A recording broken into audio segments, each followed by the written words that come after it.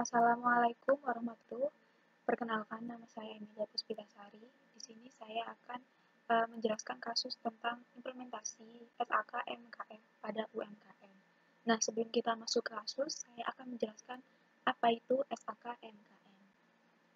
Ikatan Akuntansi Indonesia atau IAI telah menerbitkan Standar Akuntansi Keuangan Entitas Mikro Kecil Menengah atau bisa disebut SAK MKM untuk membantu UMKM Indonesia agar menjadi lebih transparan, efisien, dan akuntabel. Tujuan laporan keuangan SAK-MKM adalah untuk menyediakan informasi posisi keuangan dan kinerja keuangan suatu entitas yang bermanfaat bagi sejumlah besar pengguna dalam pengambilan keputusan ekonomi oleh siapapun yang tidak dalam posisi dapat meminta laporan keuangan khusus untuk memenuhi kebutuhan informasi tersebut. Laporan keuangan UMKM sesuai yang tercantum dalam buku SAK-MKM atau Standar Akuntansi Keuangan Entitas Mikro, Kecil, dan Menengah pada bab 3,9. Laporan keuangan minimum terdiri dari yang pertama ada laporan posisi keuangan pada periode akhir, yang kedua laporan laba rugi selama periode, dan yang ketiga catatan atas laporan keuangan yang berisi tambahan dan rincian pos-pos tertentu yang relevan.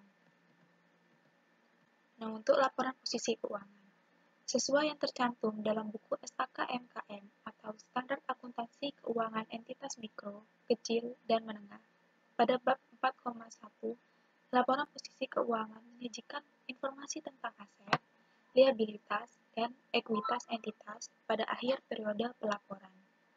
Dan pada bab 4.2, laporan posisi keuangan entitas dapat mencangkup pos-pos berikut. Yang pertama itu ada kas dan setara kas, kedua piutang, ketiga persediaan, yang ketiga aset tetap, yang keempat, yang kelima utang usaha, dan yang keenam utang bank. Dan yang ketujuh ada ekuitas. Nah, untuk laporan laba ruginya, dalam buku SAK-MKM atau Standar Akuntansi Keuangan Entitas Mikro, Kecil, dan Menengah pada bab 5.4 disyaratkan entitas untuk menyajikan laporan laba rugi yang merupakan kinerja keuangan entitas untuk suatu periode. Pada bab 5.2, laporan laba rugi entitas dapat mencakup pos-pos sebagai berikut.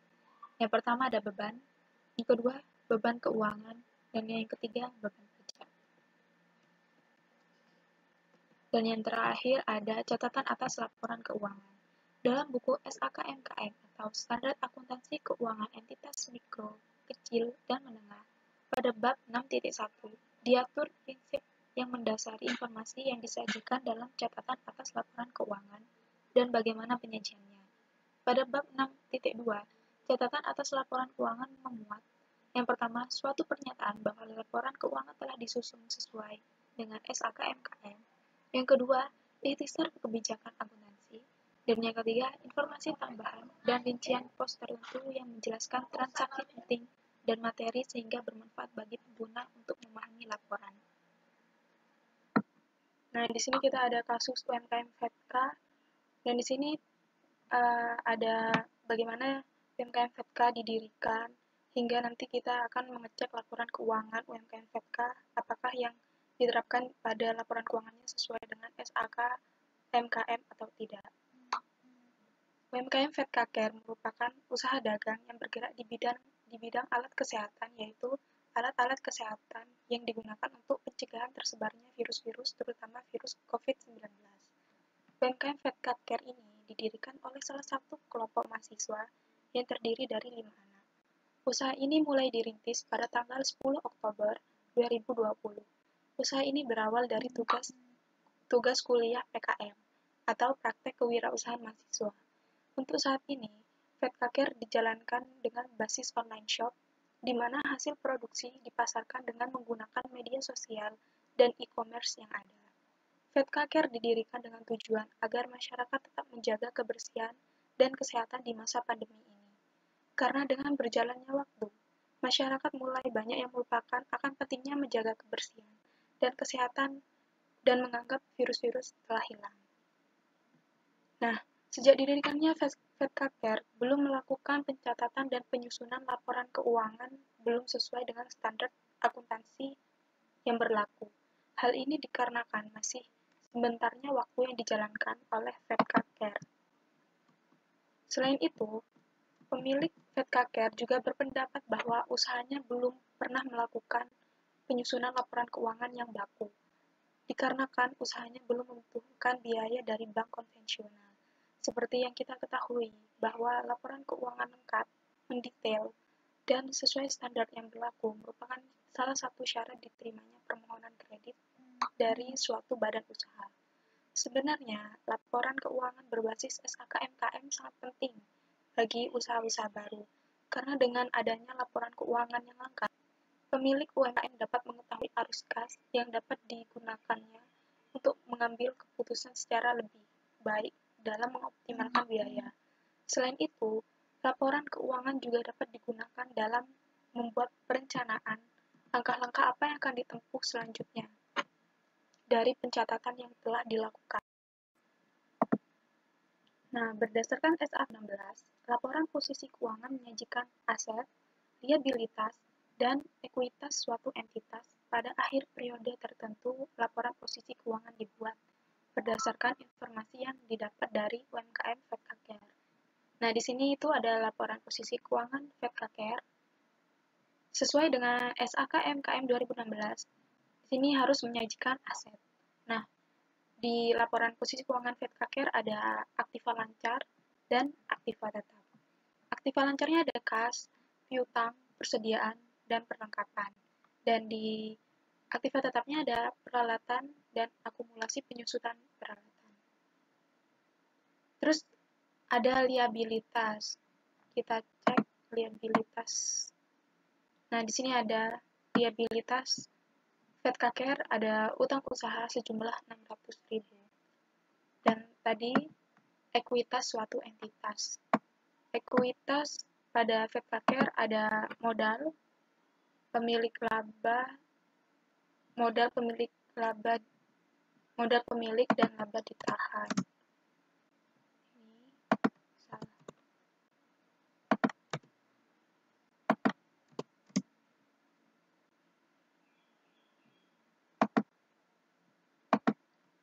Ini modal pemilik. Ini salah urutannya, harusnya di sini. Nah, jumlah ekuitas.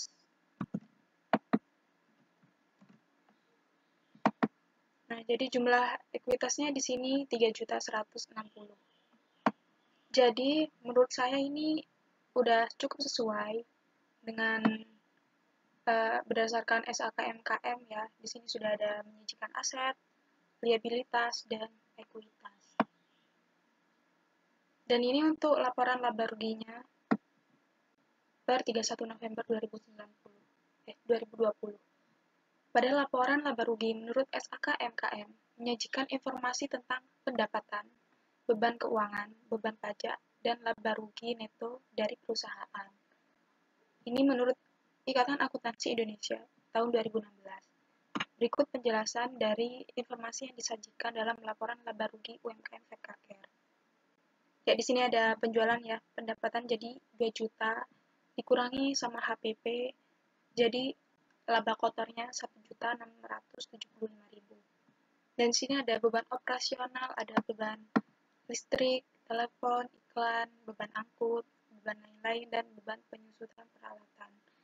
Jadi ini laba bersih karena tidak ada beban pajak ya, tidak ada beban pajak, jadi laba bersihnya yaitu 940.000. Nah, dari laporan keuangan yang sudah kita analisis di sini, kita dapat menarik kesimpulan bahwa laporan keuangan yang disajikan oleh UMKM Fedcare ini masih cukup terbilang sederhana. Dan pentingnya UMKM menyusun laporan keuangan sesuai dengan standar yang berlaku. Walaupun UMKM tersebut masih baru, karena memiliki banyak manfaat diantaranya dapat digunakan untuk meminjam modal usaha. Untuk acuan dalam pengambilan keputusan ekonomi secara lebih baik dan bisa untuk membuat perencanaan langkah selanjutnya yang akan diraih oleh perusahaan. Selain sehingga usaha dapat berkembang dengan baik dan cepat. Dalam proses penerapan atau penyusunan laporan keuangan UMKM Vetkaker berbasis SAKMKM masih sangat mudah dan sederhana. Dapat dilihat ya tadi laporan keuangan, posisi keuangan dan laba ruginya masih cukup sederhana. Karena ya mungkin alasan yang diberikan untuk menjalankan suatu proses usaha ini masih belum mencapai target atau belum melakukan secara totalitas. Oke, berdasarkan SAKMKM 2016 yang mengharuskan menyajikan aset, liabilitas, dan ekuitas suatu entitas. Nah, untuk laporan posisi keuangan Vetkaker ini masih terbilang cukup sedikit ya, cukup sangat sederhana pada laporan posisi keuangannya.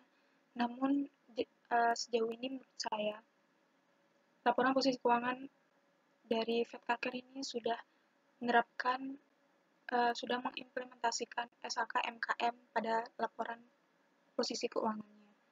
Dapat dilihat harus disajikan menurut SAKMKM itu sudah tersedia semua ya di laporan posisi keuangan Vetkaker.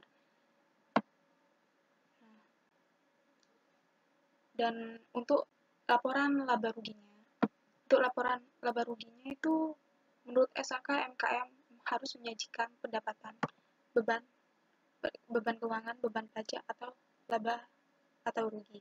Nah, untuk Vetkaker sendiri ini laporan laba ruginya juga cukup sederhana ya.